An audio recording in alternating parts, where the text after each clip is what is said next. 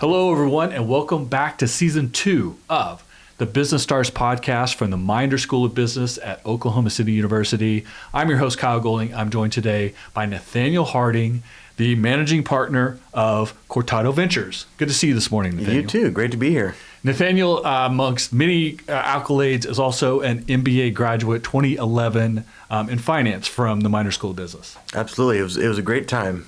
So good memories here, and a proud graduate. Interestingly enough, I would like to ask you what drew you to the MBA, because your undergrad degree wasn't business. That's really what it was. My undergrad was in engineering and Russian language, so very far apart from each other, but also in many ways far apart from business. So I had aspirations to be in the business world, specifically to be an executive, and so I wanted to get that skill set. So for me, MBA was a good choice. Excellent. So started off in engineering, mechanical engineering? Mechanical engineering, yep. With a double major in Russian. Okay. And then at some point in time, though, too, you spent some time in the Air Force. I was, yes. I was in the Air Force. I was a reservist from 2009 to 17, and I deployed in 2012. Wow. Mm-hmm. Excellent. So an interesting combination of experiences that led you kind of where you are today. Yeah, that's a fair assessment. So if you think back to between 2008 and 2011 when you're here at OCU getting your MBA, were there courses or professors or just the whole process itself that kind of sticks out in your mind? I remember actually so I had some of my classes actually at Tinker at the time, and I had some online and some here. And so I actually have a memory of making a presentation for Goodwill, and so like the nonprofit. It seems like a rebranding exercise, and that really stood out to me. That whole we got to actually work with the leadership and kind of think through that process. So for me, that was like an interesting one. Another one was essentially it was a model, like a computer program, almost a game, where you had different teams and you were basically running like an auto business, manufacturing and sales. Wow. And so both of those, and this was 14 years ago. We had computers back then, but they weren't. The simulations maybe weren't as robust as they are now, but actually it was a very impressive kind of simulation and game, and kind of gamified the whole process. That was a lot of fun, really interesting. When you were in the MBA process, what was something that maybe was unexpected? Maybe it was harder than you thought it would be, or easier than you thought it would be? Yeah, as an engineer, I'm a math guy, and so the accounting, everything doesn't scare me. And if anything, actually I had a lot of fun with anything that revolved kind of around communications. And so, a lot of what we do now in venture capital is kind of combining those skill sets. And so certainly it was hard. I mean, going through the accounting, anytime I had to learn about taxes or accounting, it's not necessarily the most fun thing for me to do, but it's something that, so for that reason it was challenging, but kind of combining that with communications and marketing, a lot of that really fed into what I get to do now. Right. Mm-hmm. So you mentioned venture capital. Obviously, your day job, if you will, is the managing partner of Cortado Ventures. For anyone who's not familiar, tell them all about what Cortado Ventures is and what you guys do. Cortado Ventures is a venture capital firm investing in seed stage companies. Those are companies that are just barely getting into commercial revenue. And we focus on the midcontinent. That's an area that really covers from Houston to St. Louis to Denver, and in areas of critical industries. So think of energy, advanced manufacturing, robotics, as well as healthcare, mobility, and logistics. Okay, so pretty good spread of areas that you operate in. You said seed stage. When I get the emails from Cortado, I'm always impressed. I continue to scroll and scroll of all of the things that your portfolio companies are doing. So give us a couple of highlights, a couple of the portfolio companies that are doing maybe really exciting things right this moment. Yeah, so we have one company that just had some big news, a company called Apricot. They are using AI to automate healthcare reporting. And so it was really an idea that came from, the founder had that experience as an entrepreneur. Trent Smith, he actually built companies in that space. And the thinking was, there's got to be a better way to do this. And so shortly after the announcement of ChatGPT a few years ago, that really, the spark went off. And so you're really using that technology to shave off hours and hours of the work that nurses do that isn't healthcare providing, right? And so it's really high impact both for the quality of life for nurses, but also quality of care that the patients receive. So you have, that's kind of the healthcare example. Have a company called NewView that uses LiDAR on satellites to create high-fidelity 3D imagery. Oh. So it has application in both finding rare earth metals, also in monitoring infrastructure, so you think of pipelines, but also has application like climate modeling and defense. And this is a company actually started by an Oklahoman, Clint Grauman, and it's something that I would have actually used when I was deployed. So, in fact, my deployment probably would have been a Zoom call if this technology had existed back then. So, your background and modern results kind of coming together in an interesting way. That's right. How many companies are currently in the Cortado portfolio? Right around 50. So we have 2 funds, wow. and those 2 funds represent about 50 companies. And all this has happened since 2020, right? That's right. When you incorporated 2020? That's right. Yeah. So it's been a little over 5 years now. What drew you to venture? What made you decide that this is what was missing, and that's something that you wanted to invest your time and energy in? I really get a lot of energy and really excited about the convergence of ideas and kind of a practical business, right? Making a business model and out of like a very ambitious technical idea. And so I get to do that now for a living, where I get to meet amazing entrepreneurs that are building the next generation, innovating in all these areas. And so really getting to think through, like, how does this translate into a business model? And so really being in venture capital, that's what you do most of the time.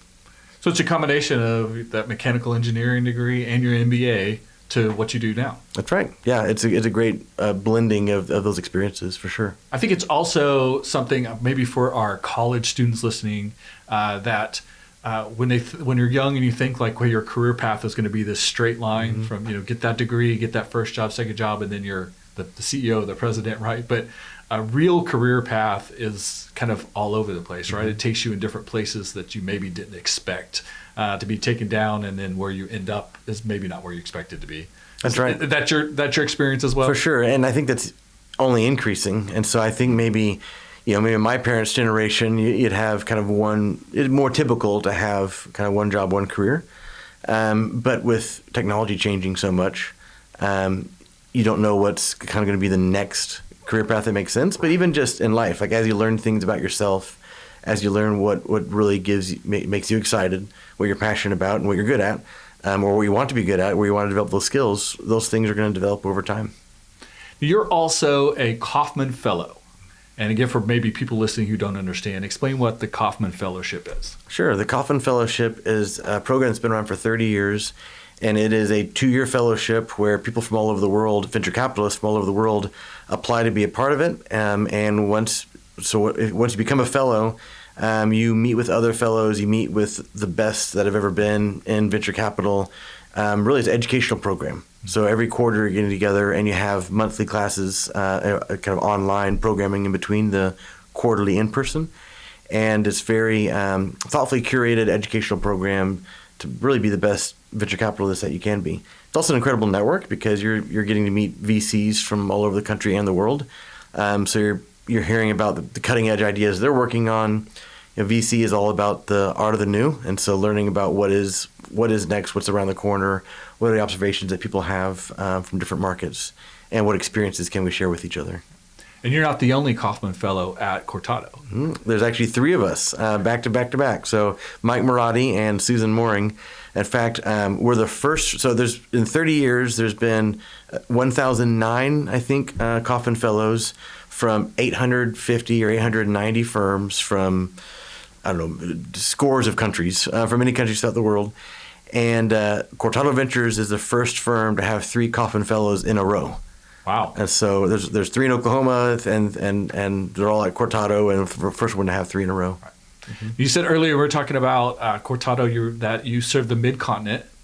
And midcontinent is the name of an event you put on a regular basis, right? The MidCon.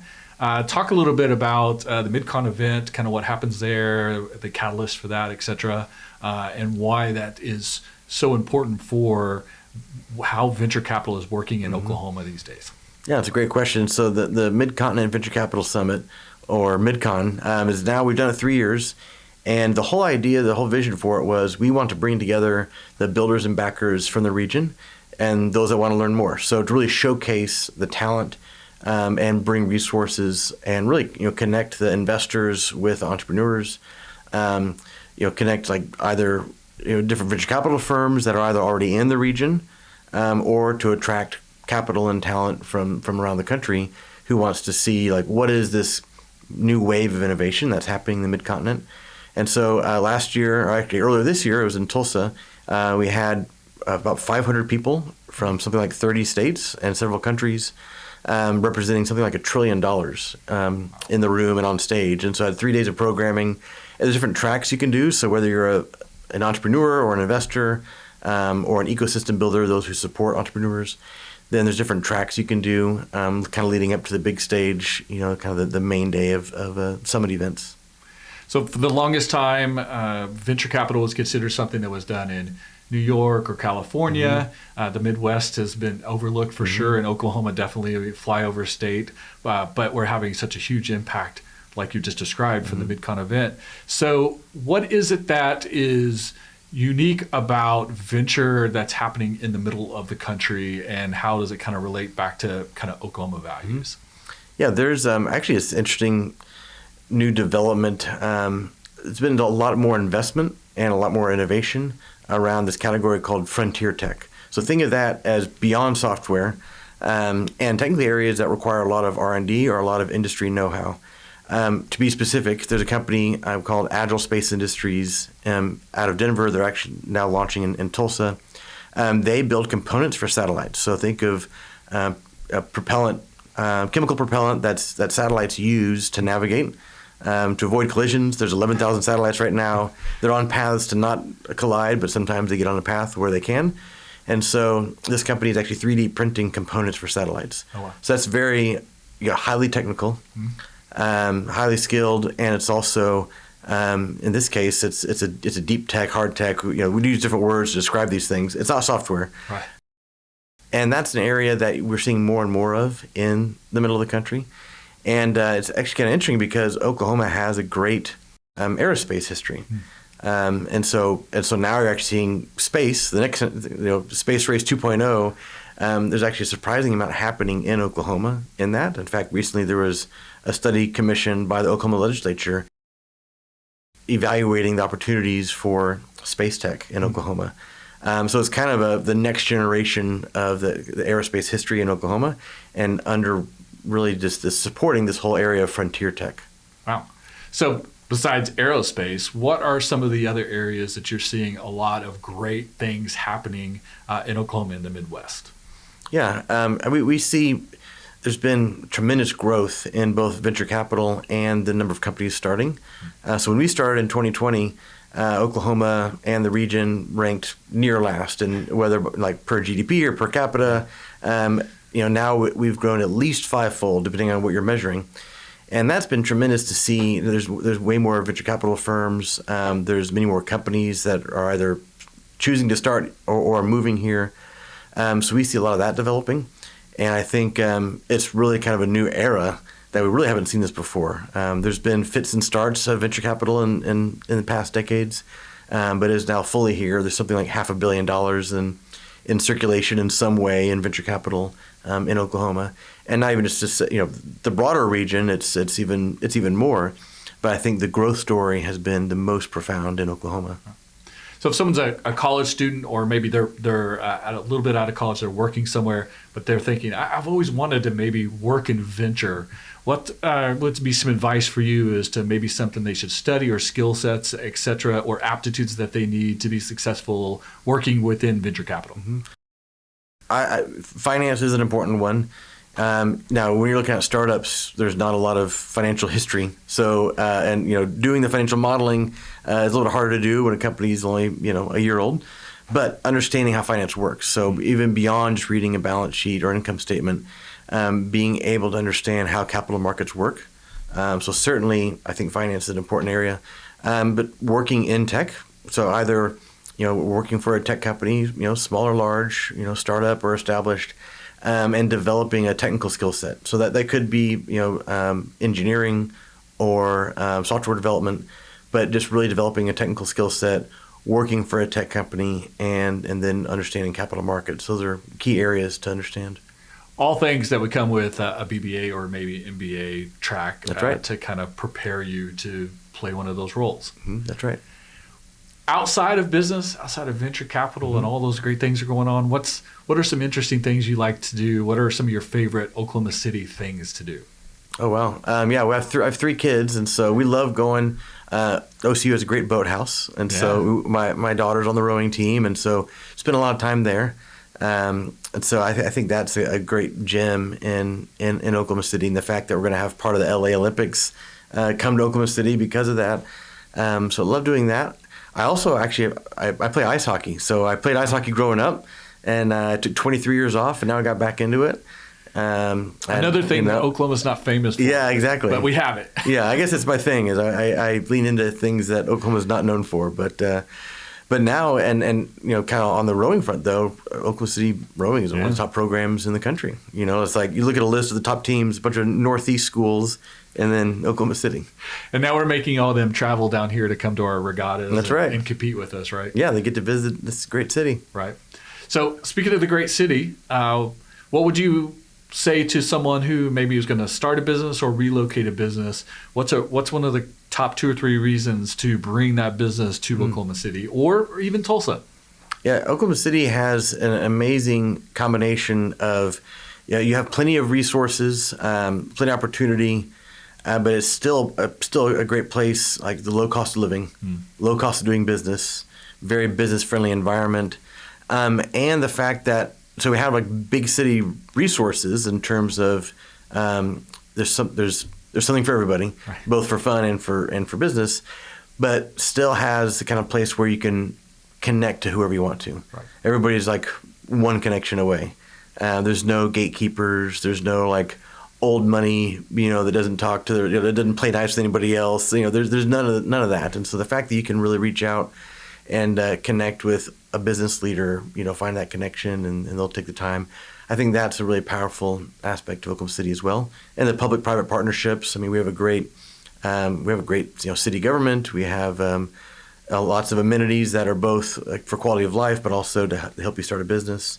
So I think that for those reasons, that's why it's a great place to start your business. And we're currently the NBA World Champions. That's right. Absolutely. Yeah. So now when we talk about Oklahoma City, where somebody asks where I'm from, if I'm traveling abroad, that's now a very hot topic, and that's one of the reasons why you want to be a big league city. Yeah, exactly. I think that's a great way to kind of sum up this conversation is someone who's been here, been through this, had a varying path in education, a varying path in business, and it ended up in a space that's kind of now cutting edge and really moving us towards the future. So thank you so much for sharing your experiences and having the conversation with me today on the podcast. Yeah, thank you. I had a great time. So that is, of course, Nathaniel Harding, my guest today on the Business Stars podcast from the Meinders School of Business here at Oklahoma City University. Make sure you guys subscribe. Make sure you follow us on social media. Also, check out, speaking of social media, check out Cortado Ventures. They're on all those great social media platforms as well. You can learn a little bit more about venture capital, and you can learn a little bit more about business on the next episode of the Business Stars podcast, coming to you soon, Season 2. Thanks for listening.